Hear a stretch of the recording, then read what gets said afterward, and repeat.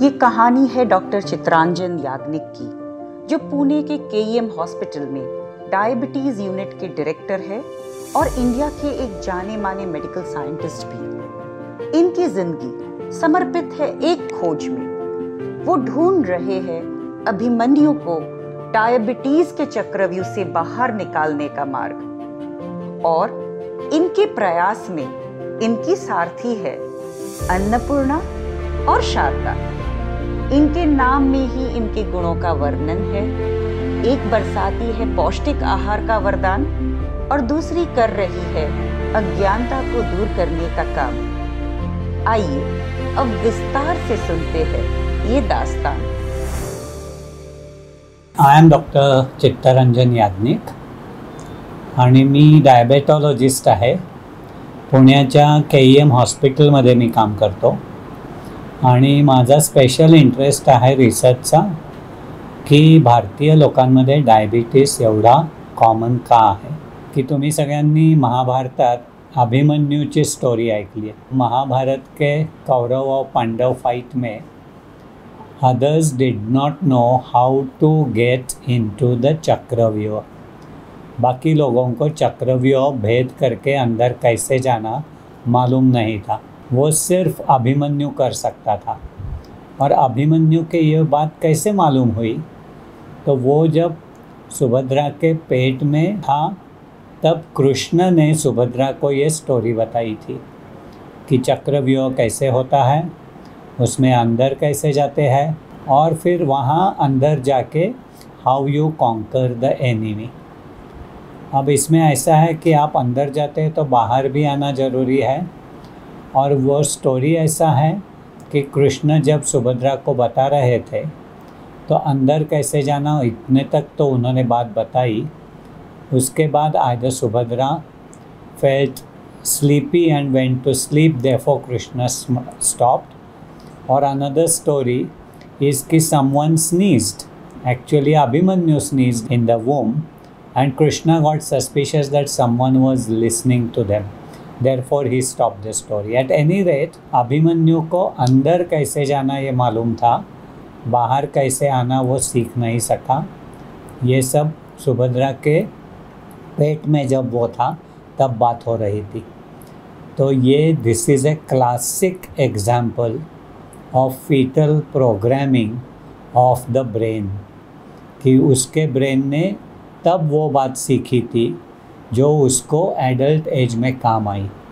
और this actually is now the central theory from David Barker कि diabetes होने की वजह फीटस को पेट में, जब मदर के पेट में रहता है, जो जो चीज़ें देखनी पड़ती है, जो जो चीज़ें सहन करनी पड़ती है, उस पर उसकी मराठी में जो बोलते हैं जड़न घड़न होते, उसके सब टिश्यूज़ का स्ट्रक्चर, उसके सब सिस्टम्स का function is all laid down in a programme.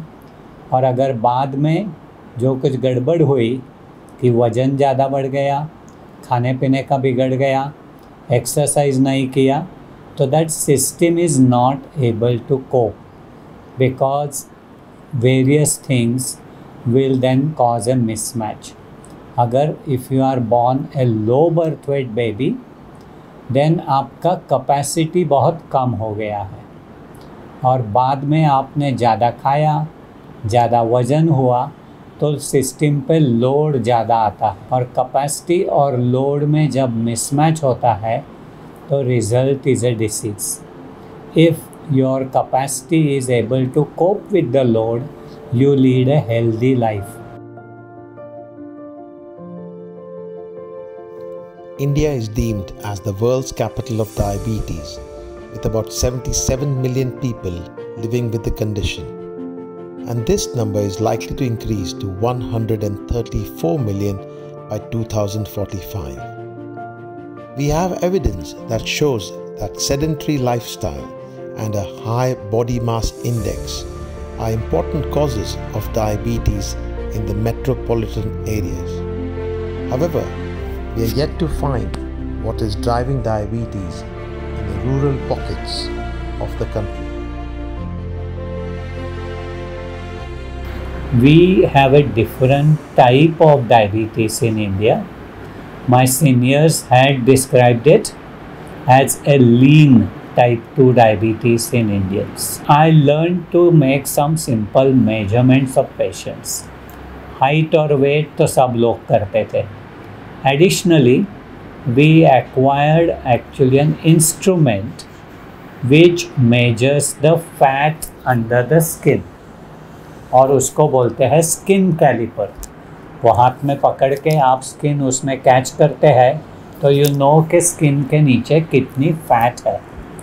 वो जब मेजर किया तो ध्यान में आया कि Indian patients are thinner but उनके स्किन के नीचे फैट इंग्लिश पेशेंट से भी ज़्यादा है. तो उनका weight was less, weight for height was less, but their fat content was more, and this is what we called thin fat Indian. So this was first found out in adult patients. फिर बोलते हैं कि ये fat कहाँ कहाँ हो सकता है. तो one thing I told you कि अंडर द स्किन, उसको इंग्लिश में बोलते हैं सबक्यूटेनियस टिश्यू. और कहाँ है? तो all you have to do is to walk on the streets of Indian cities and look at the patients from the sideways. Even if you look at me sideways, then you will see कि I have a telltale paunch here. वो जो paunch है, मराठी में उसको ढेरी बोलते हैं. वो ढेरी actually hides a lot of fat inside the abdomen और इसको बोलते हैं central obesity. So Indians have more fat under the skin and they have more fat in the tummy region, जिसको central obesity बोलते हैं. So Indians are thin, but they are fat, and especially they are centrally fat. Dr. Yagnik is the person who coined the term thin fat people. Although the world took time to note and understand the phenomenon, today we all acknowledge the importance of central obesity, waist-hip ratio over generalized obesity or BMI as a risk factor for diabetes. Now this image will clarify further. Here you see two gentlemen, Dr. Yagnik and his friend Dr. John Yudkin.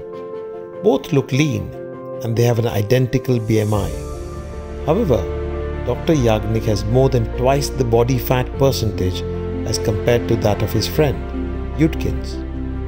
Indians have a higher waist-hip ratio and thicker skin folds compared to those living in the Western world.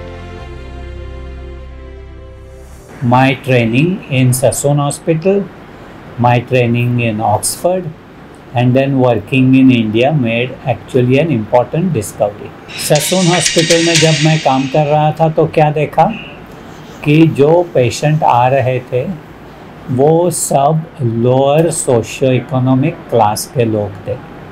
They couldn't afford to go to private hospitals, so they came to a public hospital. And we used to read in the textbooks developmental origins of health and disease. तो इसका manifest स्वरूप Indians में कुछ दिखाई देता है क्या कि जो कुछ हुआ जब माँ के पेट में ग्रो कर रहे थे. What marks did it leave on the Indians which can predict the future risk of diabetes? We were looking for additional non-genetic and therefore modifiable factors. I learnt with David Barker about the intrauterine story. I made detailed measurements of Indian babies by using various simple instruments. कि वो babies का length देखा, उनका wait देखा, उनके abdomen का circumference major किया, उनके दंड बोलते हैं आर्म, उसका सरकमफरेंस मेजर किया और कैलिपर लेके स्किन फोल्ड के साइज मेजर किए. उसके बाद में जब मुझको ज़्यादा बड़े ग्रांट मिले तो we used sophisticated instruments, especially an MRI scan, and we took MRI scan of young newborn Indian babies so that we could measure fat at different level, both outside and inside the abdomen. What was the main finding? कि Indian babies were quite small, 2.7 kg on average. फिर compared to English babies, so what we then realized is कि जो adults में देखा गया था कि Indians are thin but fat, वो तो उनके newborn babies में भी था. Now this can obviously happen when you are growing inside the mother's womb, and that is what we see at the birth. So suddenly we went from adult lifestyle into lifestyle of the mother before pregnancy and during pregnancy as important determinants of baby's body composition. और वो body composition का conclusion का क्या था कि Indian babies have less muscle and they have more fat for a given weight. And this is how the story of thin fat Indian baby came into existence. Dr. Yagnik completed Masters in Medicine in India. He then went to the University of Oxford to pursue research in diabetes, where he learnt advanced techniques and best practice in research. Although the learning was profound, his inquisitiveness to compare Indian diabetics with those in the United Kingdom brought him to India. Mother of all studies in my department is called the Pune Maternal Nutrition Study. And the scientific basis of this study is that we wanted to study the nutrition of the mother, how it affects the growth of the baby in the womb. And in the second part, we wanted to follow up these children and see how the growth of the baby in the womb affected their health और risk of diabetes in future. David Barker ने जो बताया था कि mother का health affects babies health not only when baby is growing in the वूम but for the rest of the life. इसमें logistics का बहुत इम्पोर्टेंस रहा है कि ये सब चीज़ें हुई 30 साल पहले. उस टाइम बहुत सी लेडीज़ घर पे ही डिलीवर करती थी और हमको तो उनका मेजरमेंट चाहिए था with in A short period of delivery. तो वो सब कैसे हुआ, इसके लिए लॉजिस्टिक्स का जो कुछ ऑर्गेनाइजेशन था वो सब मेरे डिपार्टमेंट के स्टाफ ने, मेरे विलेज के स्टाफ ने, and all this was supervised by Pallavi my wife. There were instances when actually that delivered mother's husband or her brother ran up to the center to inform us of an impending delivery. Sometimes they cycled, and then later on, as I said, sometimes they phoned, and 1 or 2 cases we received a telegram. In those days there were 12 ANMs, auxiliary nurse midwives, जिनको एक cycle दी गई थी और एक bag दी गई थी जिसमें सब इंस्ट्रूमेंट थे, all the tricks of the trade. वो लेके वो विलेज में घूमती थी. और जो सोशल वर्कर थे मेल, उनको मोटरसाइकिल दी गई थी क्योंकि उनका area to cover was much bigger. और ये सब ऑर्गेनाइजेशन करना was not easy, for which we needed an able administrator. And fortunately we found that in Pallavi.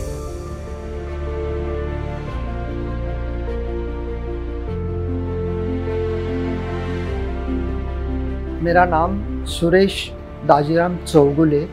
मैं 30 ईयर से इस प्रोजेक्ट में काम कर रहा हूँ और ये प्रोजेक्ट का नाम है पुणे मैटरनल न्यूट्रिशन स्टडी. शुरू में जो तकलीफ़ थे बाद में कम होने लगी और सब फैमिली हमें डिलीवरी का मैसेज हमारे पेजर पे देते थे. पेजर से मैसेज आने के बाद हम 24 घंटे के अंदर उस फैमिली के नज़दीक पहुंचकर वो बेबी डिलीवरी होने के बाद बेबी का वेट एंथ्रोपोमेट्री मेजरमेंट करते थे और प्लेसेंटा उनको रखने को बोला था, वो प्लेसेंटा का वेट करते थे। लेकिन शुरू में वो लोग डिलीवरी के बाद तुरंत वो प्लेसेंटा जो है वो मिट्टी के बर्तन में डाल के वो ज़मीन के अंदर गाड़ देते थे। लेकिन बाद में हम जाने के बाद उनको काउंसलिंग करके वो ज़मीन के अंदर जो रखा है वो प्लेसेंटा और मिट्टी का बर्तन निकाल के बाद में वो प्लेसेंटा का वेट बेबी के मेजरमेंट के साथ करते थे। और बाद में हमें ऐसा लगा कि अगर वो प्लेसेंटा ठीक तरीके से रहना है तो कैरी बैग अगर दिया तो अच्छा सही होगा। बाद में हमने वो फैमिली को बताया कि ये डिलीवरी होने के बाद जो प्लेसेंटा है वो कैरी बैग के अंदर डाल के तुम मिट्टी के बर्तन में डाल सकते हैं और वो जो बर्तन है वो ज़मीन में गाड़ के रखो और बाद में हम आने के बाद निकाल के जो हम वो प्लेसेंटा का वेट करेंगे। तो फैमिली हमें कोऑपरेट करते थे। ऐसी बहुत सारी कहानियाँ हैं, फिर उनमें से थोड़ा बहुत मैंने आपको बताने की कोशिश की है। Dr. Yagnik's wife, Mrs. Pallavi Yagnik, his 2 sons and the team have been a rock-solid support.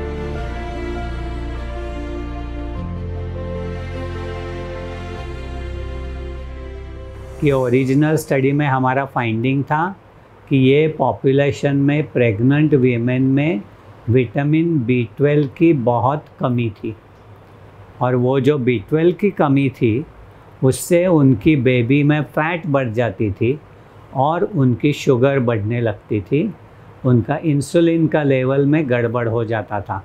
तो ये सुधरने के लिए वी डिड सेकंड स्टडी, उसका नाम था प्रिया, PRIYA, Pune rural intervention study in young adolescents. और इसके डिज़ाइन में और करने में पल्लवी का रोल बहुत स्ट्रॉन्ग रहा है। ये सब गर्ल्स का बर्थ के टाइम कॉर्ड ब्लड लेना था, क्योंकि वो जो मॉलिक्यूलर बायोलॉजी सब करनी थी, molecular signatures of fetal programming वो देखने थे, वो सब कॉर्ड ब्लड में देखने के थे।